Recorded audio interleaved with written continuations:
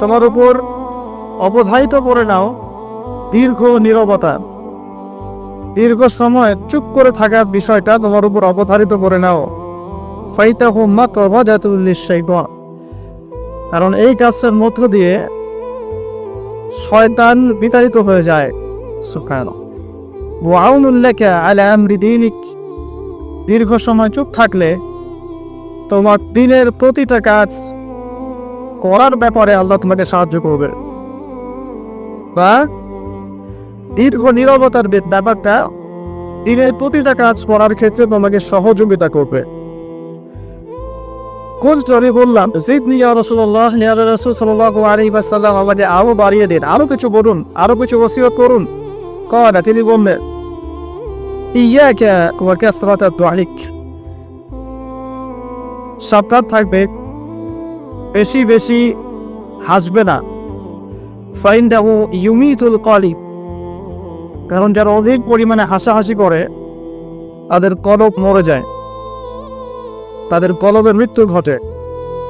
ওয়ায়াযহাবু বিনূরি ওয়াজহি, এবং চেহারার মধ্যে নূর চলে যায়, চেহারাগুলো জ্যোতি বা নূর থাকে না। কুলতু জিদনি ইয়া রাসূলুল্লাহ, ইয়া রাসূল সাল্লাল্লাহু আলাইহি ওয়াসাল্লাম, আমাকে আরো বাড়িয়ে দিন, আরো কিছু ওসিয়ত করুন। ক্বালা, এবার তিনি বললেন সাল্লাল্লাহু আলাইহি ওয়াসাল্লাম, কুলিল হাক্কা ওয়া ইন কানা মুররান, সর্বদা সত্য কথা বলবে, সত্যের উপর থাকবে, যদিও এটা অন্যের কাছে তিক্ত হয়। সত্য কথা বলবে যদিও এটা তিক্ত শোনায়। কুলতু জিদনি ইয়া রাসূলুল্লাহ, তিনি বলছেন, আমি বললাম, হে আল্লাহর রাসূল, আরো বাড়িয়ে দিন আমাকে। ক্বালা, এবার নবীজি বললেন সাল্লাল্লাহু আলাইহি ওয়াসাল্লাম, লা তাখাফ ফিল্লাহি লাকমাতা লাইলা, আল্লাহর পথে কাজ করার ব্যাপারে বা আল্লাহর পথে চলার ক্ষেত্রে, আল্লাহর দিন পালনের ক্ষেত্রে নিন্দুকের নিন্দা পরোয়া করবে না। আল্লাহর ব্যাপারে নিন্দুকের নিন্দার সমালোচনা পরোয়া করবে না। কুলতু জিদনি ইয়া রাসূলুল্লাহ, তিনি বললেন, আমি বললাম যে আরো বাড়িয়ে দিন ইয়া রাসূল আমার জন্য। নবী করিম সাল্লাল্লাহু আলাইহি ওয়াসাল্লাম বললেন, ক্বাল লিয়াজুসকা আনিন নাস মা তা'লামু মিন নাফসিক, যখন মানুষের ব্যাপারে তোমার নেগেটিভ কোনো মন্তব্য করতে হয় বা কারো ব্যাপারে যদি নিন্দা করতে চাও, এরকম ইচ্ছা জাগে মনের মধ্যে, তাহলে আগে চিন্তা করবে যে এই দোষটা তোমার মধ্যে আছে কিনা। অর্থাৎ নিজের নফসের খেয়ালটা তুমি আগে বেশি নেবে অন্যের নিন্দা করার আগে। রাওয়াহুল বাইহাকি, হাদিসটা এসেছে বাইহাকি শরীফের মধ্যে ফি শুআবুল ঈমান, এবং মিশকাতুল মাসাদিকের মধ্যে এসেছে হাদিসটা 414 এবং 415 পৃষ্ঠায়। অত্যন্ত চমৎকার একটা হাদিস। আজকে আমরা ইনশাআল্লাহ মুআজ্জা ওয়াজান এই হাদিসের উপরে সামান্য বিষয় কথা বলে আমাদের আলোচনা শেষ করব ইনশাআল্লাহ তাআলা। আবু যার রাদিয়াল্লাহু আনহু একজন বিশিষ্ট সাহাবী, আপনারা জানেন, যার ব্যাপারে নবী করিম সাল্লাল্লাহু আলাইহি ওয়াসাল্লাম বলেছিলেন, আবু যার, তুমি খুব নরম মানুষ, তাই কখনো দায়িত্ব চেয়ে নিও না, কারণ তোমার উপরে যদি 2 জন মানুষের দায়িত্ব দেয়া হয়, তোমাকে যেন ছুরিবিহীন জবাই করে দেয়া হোক। আবু যার রাদিয়াল্লাহু আনহু খুব আধ্যাত্মিক নরম মনের মানুষ ছিলেন। তিনি নবী সাল্লাল্লাহু আলাইহি ওয়াসাল্লামকে খাস করে বলছেন, এটা আমভাবে নয়, আমি যেমন আমভাবে সবার উদ্দেশ্যে কথাগুলো বলছি, এভাবে আমভাবে নবীজির এই কথাটা তাকে বলেন, বরং খাসভাবে বলেছেন, পার্সোনাল নসিহত, ইন্ডিভিজুয়ালি বলেছেন। তিনি বলছেন, হে আল্লাহর রাসূল, আমাকে কিছু নসিহত করো, কিছু ওসিয়ত করো। ওসিয়ত কি জিনিস?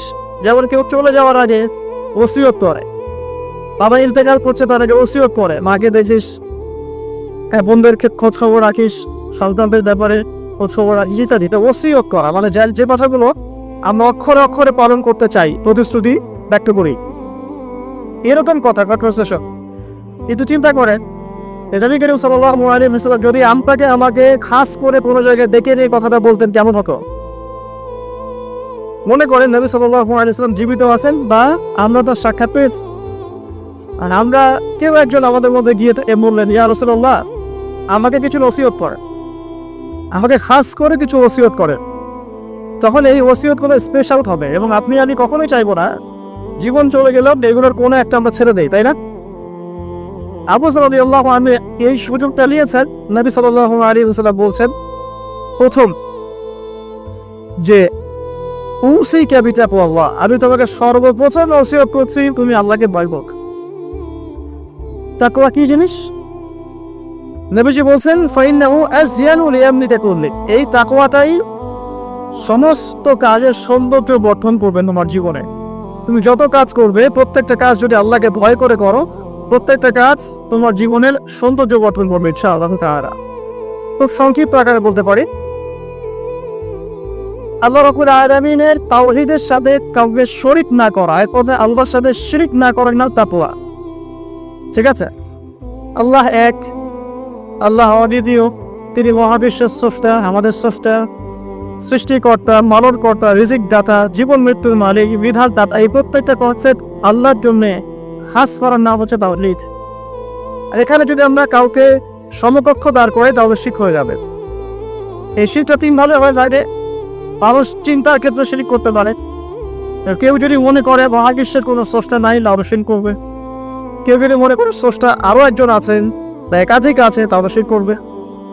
কেউ যদি মনে করে যে আল্লাহ ছাড়া কেউ ইবাদত পাওয়ার যোগ্য, আল্লাহ ছাড়া অন্য কাউকে সেজদা করা যায়, নাউজুবিল্লাহ, আল্লাহ ছাড়া কেউ প্রয়োজন পূরণ করতে পারে, কেউ সন্তান দিতে পারে, কেউ কল্যাণ করতে পারে, কেউ অকল্যাণ করতে পারে ইত্যাদি, বা আল্লাহ ছাড়া কেউ বিধান দেওয়ার মালিক, এরকম কনসেপ্ট যার মনের মধ্যে আছে এটা হচ্ছে আকীদাগত শিরক বা চিন্তাগত শিরক।